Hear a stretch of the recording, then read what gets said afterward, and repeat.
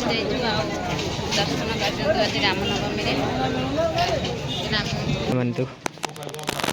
ଏପଟେ ସୁନ୍ଦର ଲାଗୁଛନ୍ତି। ଦେଖନ୍ତୁ ସାଙ୍ଗମାନେ ଆମେ ଏବେ ଆଜି ଆସିଛୁ ମାନେ ରାମନବମୀ ଆଜି ରାମନବମୀରେ ମାନେ ଆସିଛୁ ଏରି ମାନେ ଦିଅଙ୍କ ପାଖକୁ।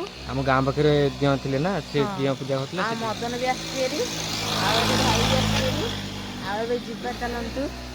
ଆଉ ସେପଟେ ବୁଲିକି ଆସେ। ହଁ ରାମନବମୀରେ ଆମେ ଆସିଛୁ ଦିଅ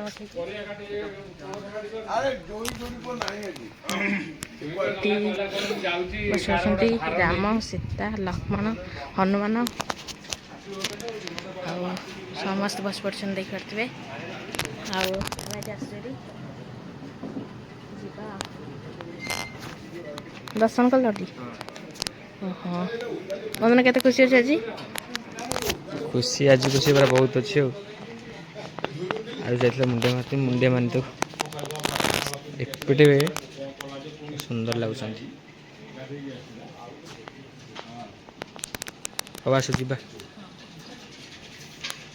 ତ ଦେଖିପାରୁଥିବେ ସାଙ୍ଗମାନେ ଆଉ ଆସିଛୁ ଆଜି ମାନେ ଆଜି ମେଳନ କୁମାରଶ୍ୱର ଆଜି ରାମନବମୀ ବି ଆଉ ଏଠି କୁମାରଶ୍ୱର ମେଳନ ଏବେ ଚାଲିଛି। ଆଉ ଦିଅ ଏବେ ଏଠି ପଡ଼ିଛନ୍ତି। ହଁ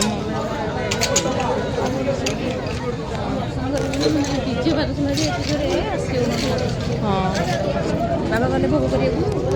ହଁ ଦୀପ ଲଗେଇ ସାରିଲାଣି ଆମେ ଦୀପ ଲଗେଇକି ଯାଇଛନ୍ତି ଭୋଗ କରିବାକୁ।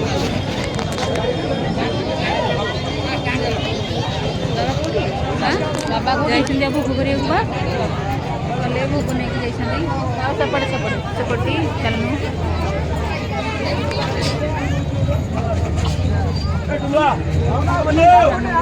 ମୁଣ୍ଡିଆ ମାର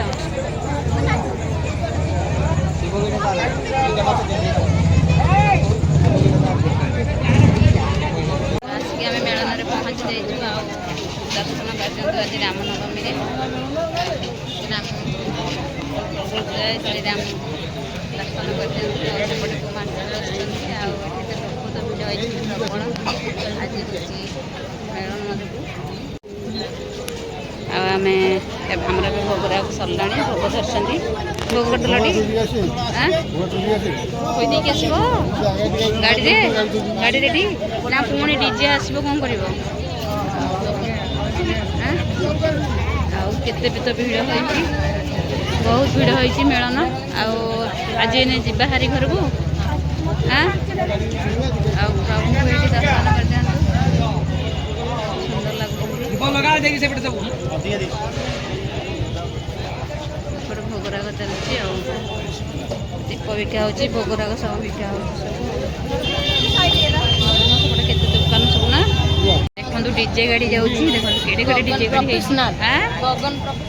ହଁ ବା ପୁରା ବଡ଼ ବଡ଼ ଡିଜେ ଗାଡ଼ି ହେଇଛି। ଆମେ ଆସିଲା ବେଳକୁ ପୁରା ଆସିପାଇଲେନି ନା। ଆଉ ଏଇଟା ଦେଖିପାରୁଥିବେ ଗଗନ ପ୍ରଫେସନାଲ।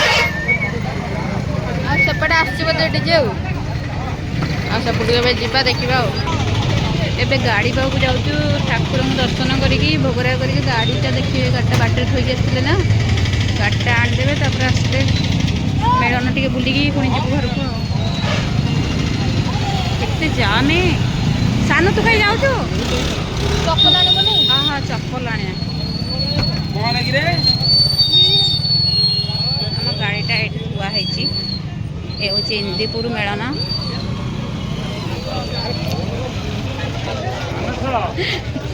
ଆମର ଦେଖନ୍ତୁ ଦୋକାନ ଏଠି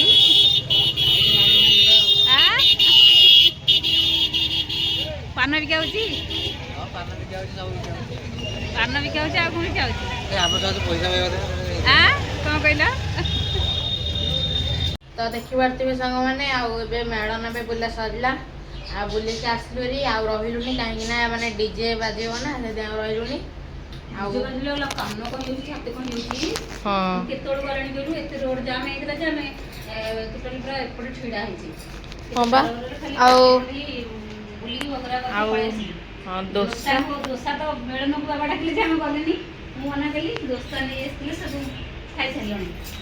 ଦୋସା ତରକାରୀ ଗହଳିରେ ମାନେ ଏତେ ମାନେ କେମିତି ଦଉଛନ୍ତି ଠକେଇ ଦେଇଛନ୍ତି। ଭେଣ୍ଡି ପଡ଼ିଛି ଦେଖନ୍ତୁ ତରକାରୀରେ ଦହି ପାଣି ଗୋଟେ ଯେଉଁ ମକା ଦେଇକି ଆଣିଥିଲି ଯେ ମକା ଗୋଟେ ଅଛି ମୁଁ ଖଣ୍ଡେ ଖାଉଛି ମାଆକୁ ଦେଇକି ମା ଏଠି ବି ମକା ଖାଉଛି ସେ ହଁ ଭଲ ଲାଗୁଛି ମକା ହଁ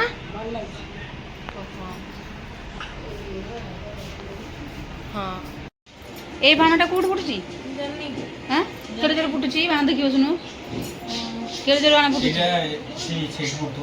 କୋଉଠି କହିଲୁ ଇନ୍ଦୁପୁରରେ ଫୁଟୁଛି ସେ ବାଣ ଆଉ ଦିଅଁ ବି ଆହୁରି ଅଛନ୍ତି ବାକି ଆସିନାହାନ୍ତି କୁମାରଶ୍ୱର ଆସିଲେ ସିନା ଡାଣେଶ୍ୱର ଆସିବ ଡିଜେ ସବୁ ସାଇତି ହେଇକି ଥୁଆ ହେଇଛି ସାଇତି ହେଇକି ବାଜିବ ବୋଲି ଆମେ ବା ପୁରା ମନ୍ଦିର ପଛପଟେ ଆମେ ରହିଲୁ ଗଲୁନୁ ଟୋଟାଲି ମାନେ ଏତେ ଜାମ୍ ହେଇଥିଲା